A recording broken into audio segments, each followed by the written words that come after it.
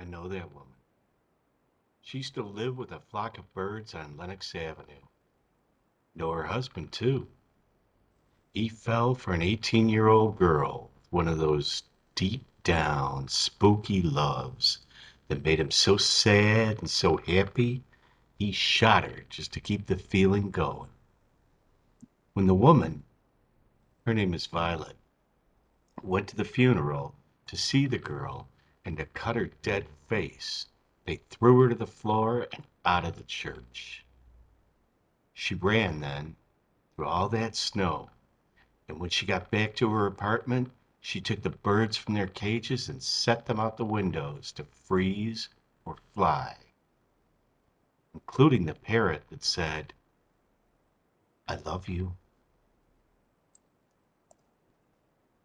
The snow she ran through was so windswept she left no footprints in it.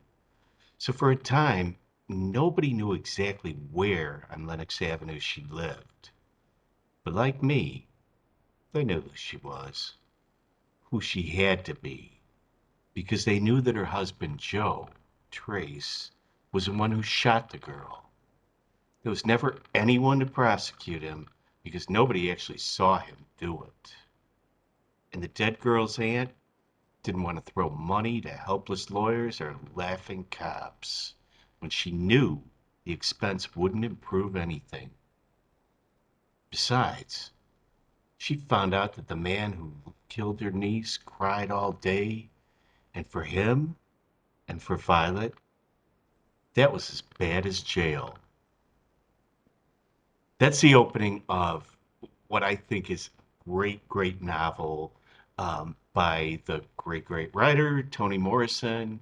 The novel is Jazz, and the voice you hear is a neighborhood watcher, somebody who is peering out from between the slats in the blinds or from behind the curtains. They, the voice never reveals itself. Is it male? Is it female? Is it one of the minor characters in the book? We never do know, we never do learn, even though it speaks to us at the very beginning and then in the late, late points in the novel. And what happens in between is an omniscient narrator takes over and begins to spin an American myth about what it was for Southern blacks to move up to the North. In this case, two people, Joe and Violet Trace, come up and are trying to make a better life for themselves in New York City. And the narrator, the omniscient one, is able to tell us what their feelings, what their thoughts are, what many of the characters' thoughts are, with the exception of one. And that's the young girl who was killed, Dorcas. She remains a blank figure to the reader, to all of us. And one of the things that amazed me was the way that this book played with um, narrating and narrative. Because when the neighborhood watcher reappears, they even question themselves, like, you know, oh, maybe I made assumptions, maybe I figured I knew who these people were, but no, maybe I didn't. Maybe they're more complicated than I realized. And then there comes this moment in the book that just really knocked me out. It's that voice again, although it shifts a little bit and says, I envy them their public love. I myself have only known it in secret, shared it in secret, long, long to show it, to be able to say out loud what they have no need to say at all, that I have loved only you, Surrendered my whole self reckless to you and nobody else. That I want you to love me back and show it to me.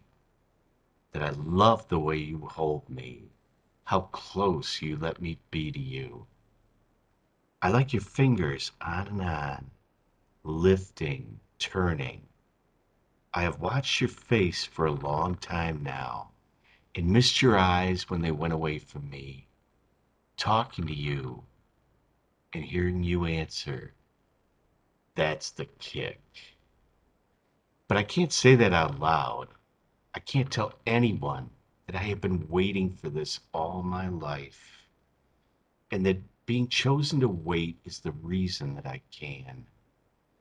If I were able to say it, say, make me, remake me, you are free to do it, and I'm free to let you. Because look, look where your hands are now. And I suddenly found myself going, oh my God, what's happening? This book is coming on to me. Did anybody else see that? Um, it, it's an example of what's called metafiction. It's where a fictional work calls attention to itself as a work of fiction. And it's probably like my all-time favorite example of that. This is another episode of Moraine Reads.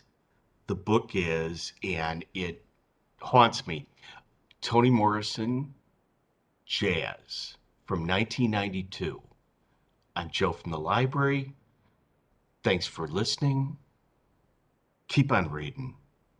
Take care now. Bye bye.